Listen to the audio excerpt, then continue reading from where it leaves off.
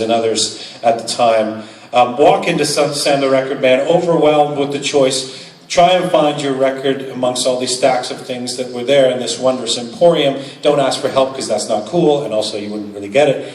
And then find your record, go to the counter, pay with cash. Remember that, the old days? You pay with cash, and then you get it put into a bag, and then it's in cellophane, and then you take your subway back to, you're opening the cellophane and looking at the album cover on the way back on the subway. But basically, I know this sounds, it's like hunter-gatherer society at this point. But basically, by the time we got back to our bedroom, my bedroom in Thornhill, and put the needle on the vinyl, if any of you can remember that experience, if you're as old as me, that was about 3.5 hours of time and energy spent on acquiring this music. Now the question is, does our relationship with the music, does it become more meaningful, or perhaps less meaningful, based on the time and energy we spend to acquire it? In other words, if I hear a song now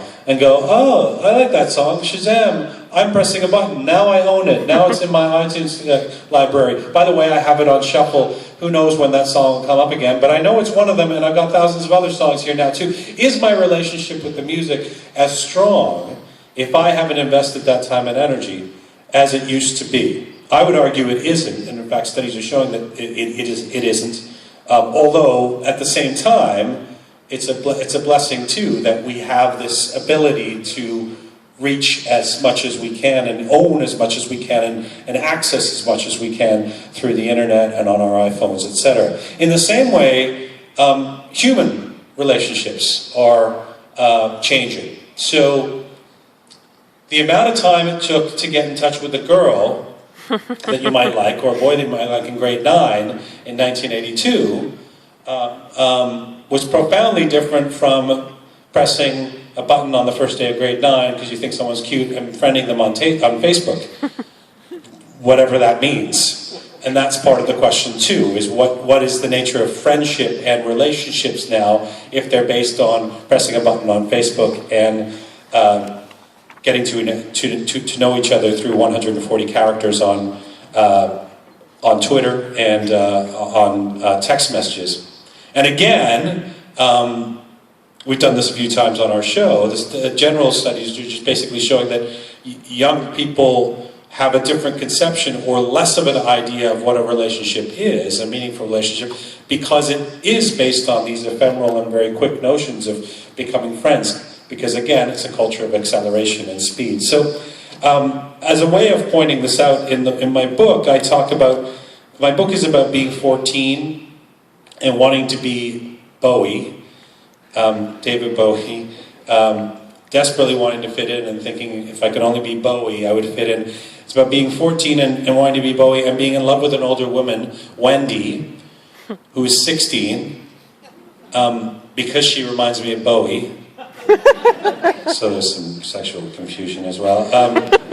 And this is, there was a concert that happened in Toronto, and I don't know if any of you guys remember, but in 1982 there was a concert that happened at the CNE Grandstand, a big concert called The Police Picnic. It was a multi-band show, and the main band was The Police, and then Talking Heads and all these other bands. And it was kind of a new wave punk show. It was like the precursor to Lollapalooza. And I invite Wendy to go to this thing when I finally build up the courage to speak to her at the end of the school year.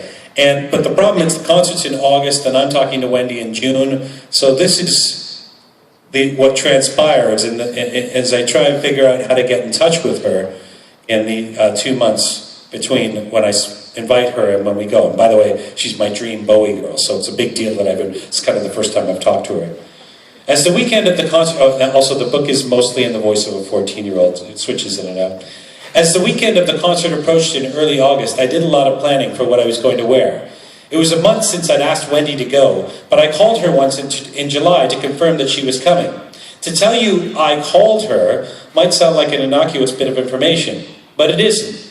Calling Wendy was no simple task. These kinds of phone calls were not easy in 1982. We didn't have text messages or Facebook or IMing or DMing or BBMing in the 80s. Communicating with someone you liked involved high-stakes exposure and risk. To get in touch with Wendy, I had to call her house. This left me vulnerable on all fronts, to the other residents of her house, and to anyone at my house who might hear me. The chances of being discovered, judged, or ridiculed were massive. You see, we didn't have mobile phones in 1982, you probably guessed that. But we also didn't have any kind of cordless phones at all. Not yet. Not in my house. In other words, telephone receivers were attached to wires that went into a box with a dial pad on it. That box had wires that came out of it and went directly into the wall underneath the box. The wire that was attached to the telephone receiver was called a phone cord. That's right, phone cord. If you're a teenager today, you may not have ever seen those two words together. But I can assure you that these phone cords once existed. Almost all phones had phone cords in 1982. These cords were usually curly. I'm not sure why. Perhaps they were curly so that when people were on the phone, they could try to uncurl the phone cord as a game during the boring parts of the conversation. Because that's what people did.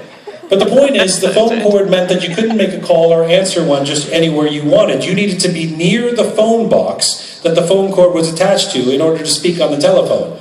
By the 1990s, even before everyone had mobiles, many families had multiple telephones in their house, or a cordless phone or two that they shared. So by the 90s, when there was an incoming phone call, people began saying things like, "I'll get it, I'll take it in the downstairs family room, Dad."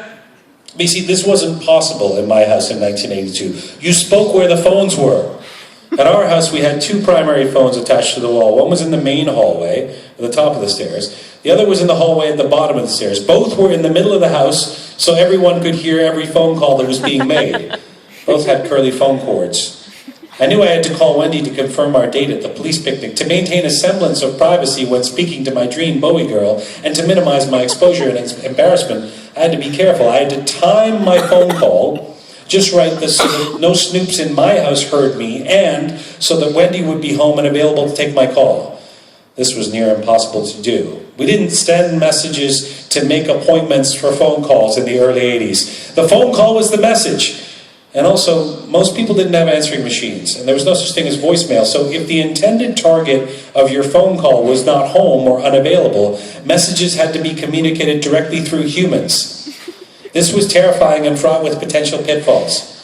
The objective was to find the perfect sweet spot when various factors in play would lead me straight to speaking with Wendy, a goal that would prove too difficult to meet. The first time I tried Wendy, things ended fast. It was in mid-July, and I waited for an afternoon when no one was home and I could use our upstairs phone. A woman that sounded like Wendy's mother answered. I panicked.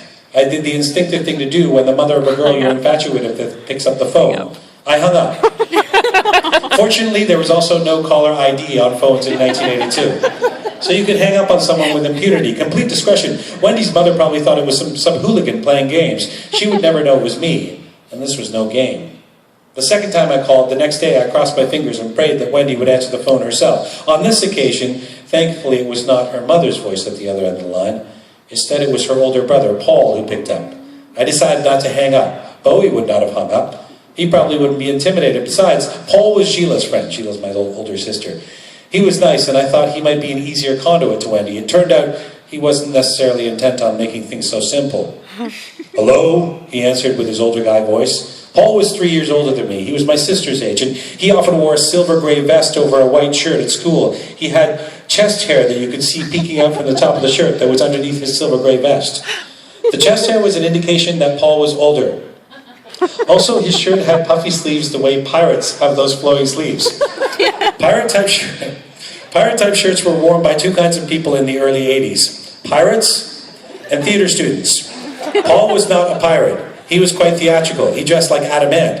He also wore form-fitting black pants and boots, and he was cool. Of course, he was Wendy's brother, so it only made sense that he was cool. I cleared my throat and tried to sound very mature as I started to speak to Paul while I fiddled with the curly cord on our phone. "Oh, hi, Paul. This is Jian. I'm Sheila's brother from school. You might remember we've met. And, well, anyways, I was wondering if..." "Yeah." Paul didn't even let me finish. He was laughing. "She's here." I suppose my affections for Wendy were more transparent than I thought.